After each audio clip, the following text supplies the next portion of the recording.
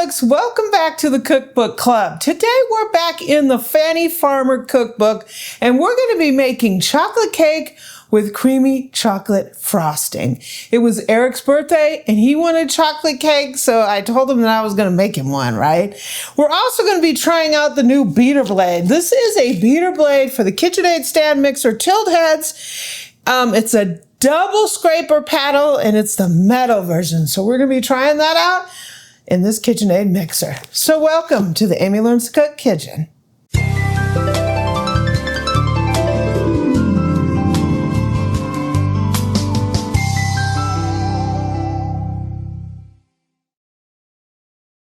So if you've never heard of or never seen a beater blade, this is a beater blade, right? One thing about the KitchenAid paddle for the KitchenAid mixer, the original one that comes with your mixer is this one or a burnished one, right? This is the coated one. One of the issues a lot of people have is it doesn't have any like spatula things on the side, right? Like silicone or something? Yeah, to scrape the sides of the bowl. So you have to do a lot of stopping the mixer and scraping, right? So Beater Blade came up with their version of the scraper. And they were the original. They invented this and they were the first ones on the block to have these. The original ones start out as plastic, but now they're making them all metal. And that's what they look like. When they did this, KitchenAid came along and made their own, right? So they put a silicone scraper on their flex edge. That's what they call it. The thing is, KitchenAid left out one part of it, right? They only put the scraper on this side of the paddle. Right? There's nothing on this side of the paddle. The original beater blade always came with a double scraper on it. And that's what's neat. So this comes in both sizes for the tilt heads. This fits both the 4.5 and the 5 quart. And it comes, they have one that fits the bowl lifts, the 5, the 6, the 7, and the 8, right? And we're going to be looking at all those. And one interesting thing about the beater blade paddle, not only does it have a double scraper on it, it has a little bit of a curve to it, if you can see that. It has sort of a wave look to it, right? As opposed to it just being flat. So we're going to be trying this baby out. This is a 4.5 quart. This works on tilt heads. So it works on the 4.5 and the 5. Interesting to see how this is going to work, right? I'll put links down in the description to this. We're going to be looking at one other thing of theirs today that's like one of my favorite things for stand mixers. It's their pouring chute as well, right? But these are amazing. I'm looking forward to trying this out. Let me go give this a little bit of wash and then we'll start on our cake. Okay, so we are in the Fannie Farmer Cookbook. We're making chocolate cake and then creamy chocolate frosting. So we were debating which one we were going to make. They describe Marion, this is a Marion version. They describe, I'll put a link up here and down there when I explain the background of Fannie Farmer Cookbook. The version we're making, they're saying if you want to make a basic birthday cake, we're going to use this one. If you want something that's a little richer, you can make the devil's food cake, which we might make that next week. But that's also airy though, right? Yeah, it's more airy. And the difference between a devil's food and a regular is a regular cake uses chocolate. A devil's food cake uses cocoa powder, and it also uses baking soda. So it brings in the element. She uses cream of tartar too. It brings in that element in it and it changes the texture of the cake, right? And the recommended frosting changes too from a heavy to a light. So the devil's food, a lot of times they suggest using a ganache or something like that, a thinner frosting, because it's a lighter, airier cake. Whereas a chocolate, you're going to use a traditional either fudge frosting or like a regular frosting? Yeah, we might have to try a theory out. Yeah, we're gonna have to try that out, right? So I have in here some butter, and we're gonna put our beater blade on here. So this is the KitchenAid Stand Mixer, the 4.5. This is the classic version. We have our beater blade. And we're gonna go. So this is what else I was talking about from beater blade. This is the pouring chute. And this is actually one of my favorite KitchenAid accessories. You stick it on the bowl here, and you can pour your flour straight in there. It works a lot easier than the pouring shield. I absolutely love this thing. And it works in a lot of mixers. Yeah. So we're gonna go ahead and put this in here. And we need to cream this up really good.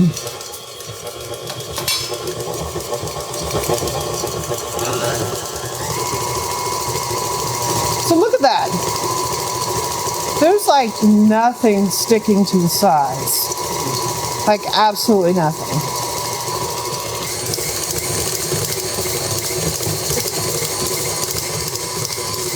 So seriously, look at that. There is nothing sticking on the side. Look what that beater blade is doing.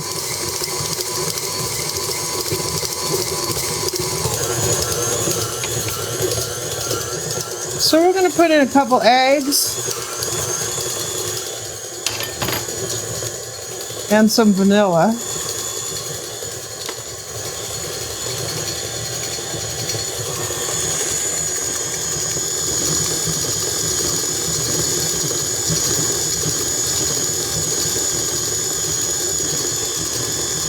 Now it's time for some chocolate. Yeah. She suggests melting this over a double boiler, but this was kind of before microwaves were a big thing, and that's what I used as a microwave. So I just heated it up until the glass bowl got nice and hot. I used the heat from the bowl to melt it because I don't want to burn the chocolate. yeah.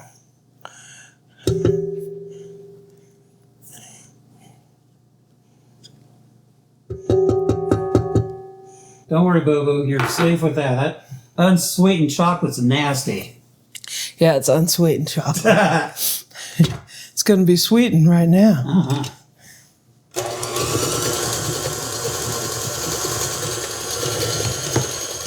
No need to scrape, right? So I have our dry ingredients. I have flour, baking soda, and salt.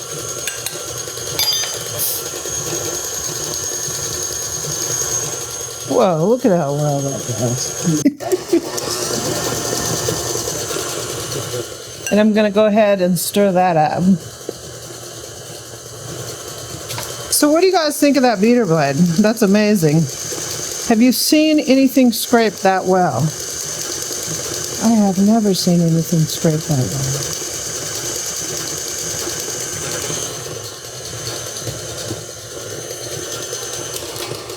So I'm going to put my pouring shield back on here, and we're going to get our flour in here.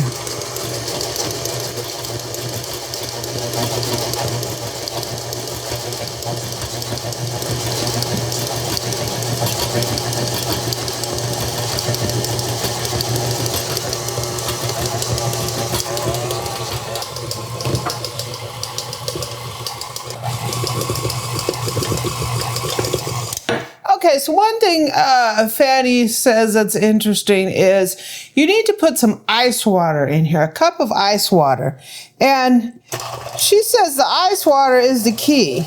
And this is going to thin this out. I got a little splash action on it. So here we go. Just pour that in slow because it'll splash up. Look at how beautiful that scraping.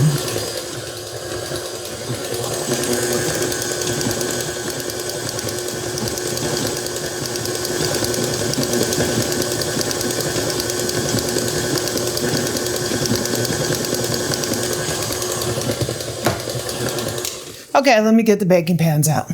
Okay, so let's pan it up, baby. Wow, this is a very, very fluffy cake batter. I have to sort of go back and forth so I make sure I'm dividing this up evenly.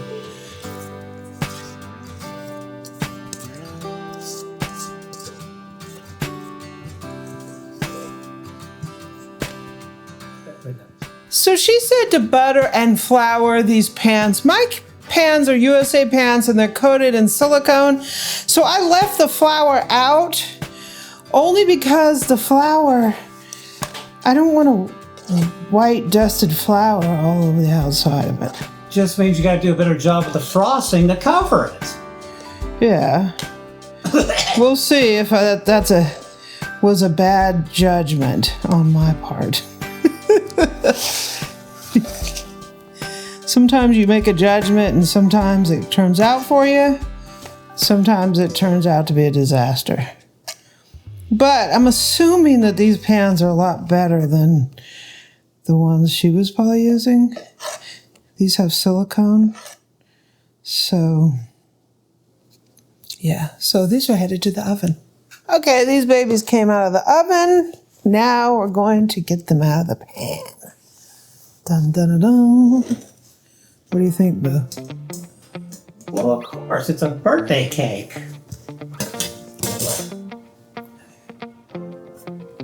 Yay! Dun, dun, dun, dun. USA pan, does pan. Dun, dun, dun, dun. Ooh, beautiful cake. Mm-hmm. Beautiful cake. Beautiful here. Can I just flip this without a mitt? Yeah! That's why you get those pans. Whoa, okay. So we gotta let these completely cool. While they're cooling, we're gonna make the creamy chocolate frosting. Yeah! We're gonna go ahead and put, I have this over a medium heat. We're gonna put sugar in here. We're gonna put some shaved chocolate in here. Mm-hmm. And we're gonna put some cornstarch in here. I'm just gonna combine this. And then we're gonna be pouring this boiling hot water in here. Thank you, Boo. Sure. Ooh. We're just gonna stir this constantly.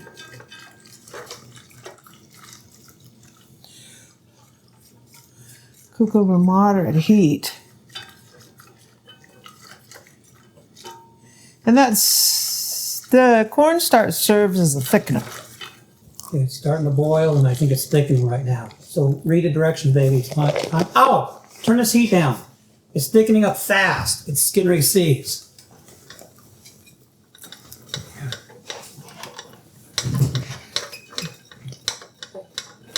Read your directions. Find out what you got to add. Okay, so we're going to add in the vanilla. We're going to add in butter. And we're going to add in salt. And we're going to keep stirring this until this is melted.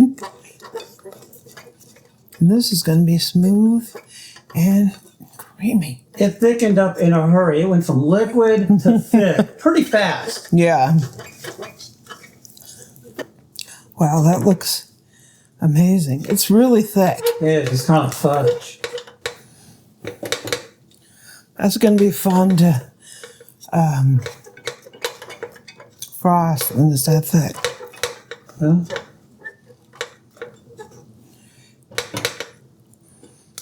There we go.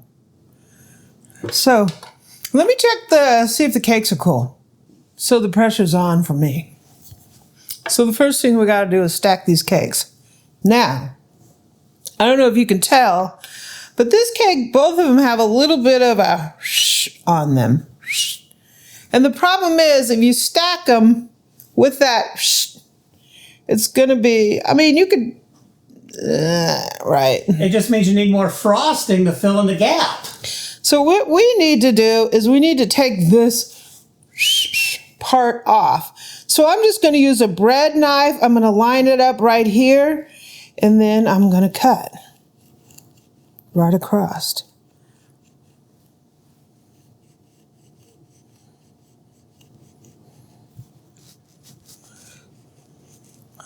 There's all these doohickeys out here that will cut it like that for you. But I just go for it freehand, right? Yeah, this is Inspector Gadget with the National Association of Chocolate Cakes. Just want to make sure none goes to waste, okay, boo-boo? We could do that with this one here, too. The National Association of Chocolate Cake Inspectors. Something like that, yeah. Because when we stack them, it will depend on what kind of look you want your cake to have. If you want it at the top or you want it flat. A lot of times decorated cakes, you're going to make it flat because you might put, stars on here, right on there, or whatever. I think on a chocolate cake, I might want to leave it a little I like that because that's more surface area. It needs more frosting. So now I have this cake turner that wants to turn all over the place. And a cake turner is necessarily... Be careful of the legs there. They're not extended all the way. On my side. A cake turner is necessary because when you want to frost it, you're not just... You can turn it and do that like this, right? You can use a base on it that's like cardboard. Or I have this like plastic one. It's like a permanent one. It's not a disposable. So I'm just going to start stacking my cakes. So one of the reasons you want these bases is because then you can just move it around. Even when you have a fully decorated cake, you can put it in your cake dome. You can move it, right? If it's just directly on here, it's pretty hard to move. Unfortunately, my cake round is, I think, like a 9 or 10 inch.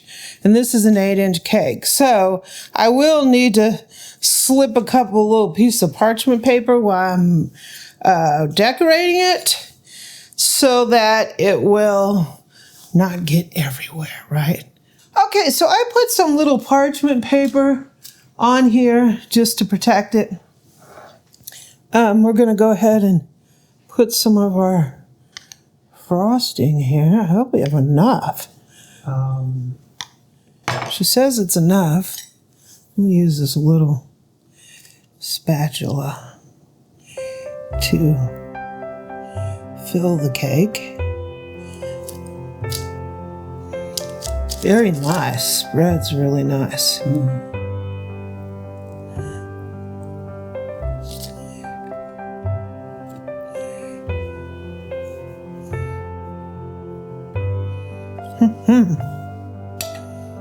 And we're going to stack it. Boom.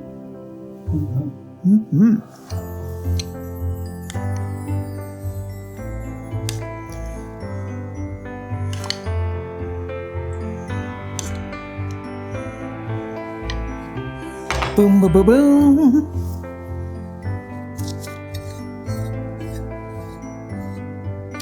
Wow. This is a beautiful, beautiful frosting. You could do this and not even frost the sides if you want to. Hey now. Sorry, but I am right-handed, so that's how it's going down right now. Wow, this is a really nice frosting to work with.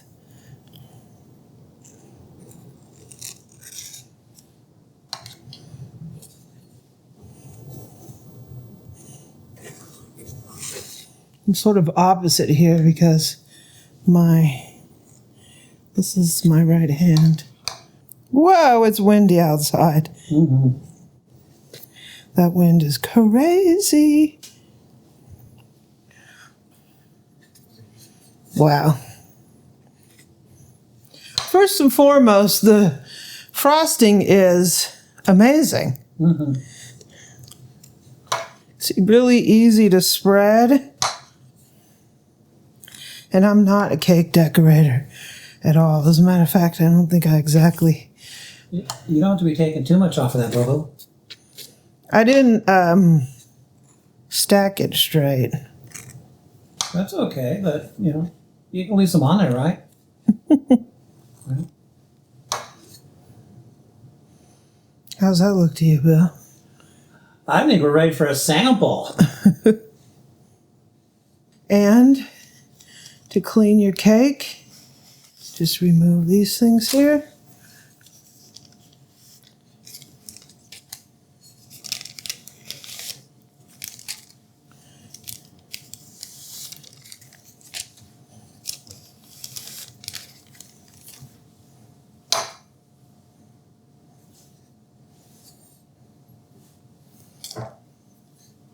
Here's Fannie's cake. Yay. How's that look, Boo? I think it needs to come closer. And like this. See? Uh-huh.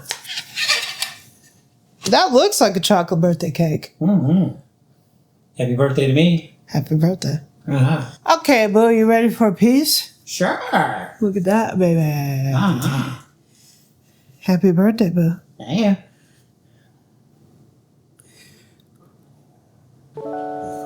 Whoa. Just be careful you don't cut yourself. Seriously. Yeah.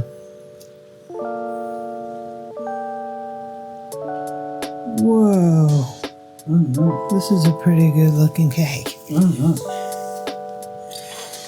Pretty good looking cake. Whoa. Ooh. Is there any, What? Okay, nice and pretty in the middle there. look at that. Mm-hmm. So here is the cake.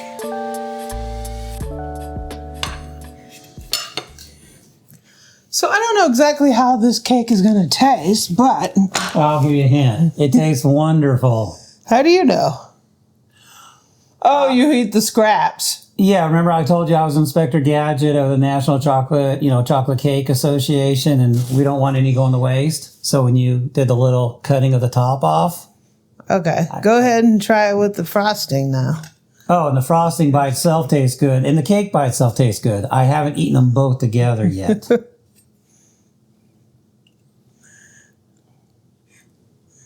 So there's, yay.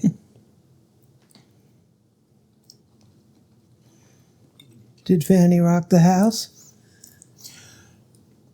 You know, if you want to say, oh, Duncan Hines or Betty Crocker, they're all that. This is great. That's all I can say. Not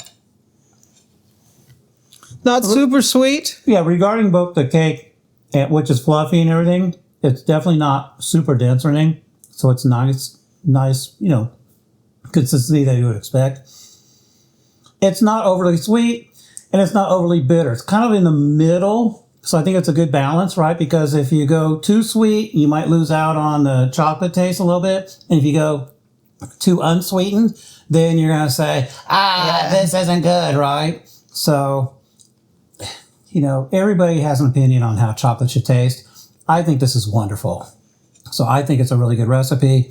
The fact that Boo Boo, made it, she followed directions, and it turned out. Because a lot of times, with recipes, you never know. Cake Right? is difficult. It really is. We're so used to having all these stabilizers and gums and stuff. And can you just make it with a few ingredients? Turns out, yum, right? So, Yum, yum. I definitely think this is a winner. So, thank you, Boo Boo. You're welcome. That's a lot of work, but yeah. So, I gotta go. Bye. So Cook's Fannie Farmer does it again. Amazing. This cake was easy to make, and the frosting went on like butter, right? It was beautiful. So this is out of the Marion Cunningham version of the Fannie Farmer Cookbook. It is not in here. This has one chocolate cake recipe in here, and this has many, right? It has Devil food. It has this. It has devil's food. It has a fudge, Huntington, and buttermilk. So we might try the devil's food to see what the difference is. Woo! Look at that beautiful cake. Mm-hmm. Thank you, Fannie. Thank you, Marion. And thank you for joining us. I hope you love this episode of the Cookbook Club. We're on our way again. Next week will be another recipe. Thanks for joining me. Whoa, big guy. Whoa. Cheese!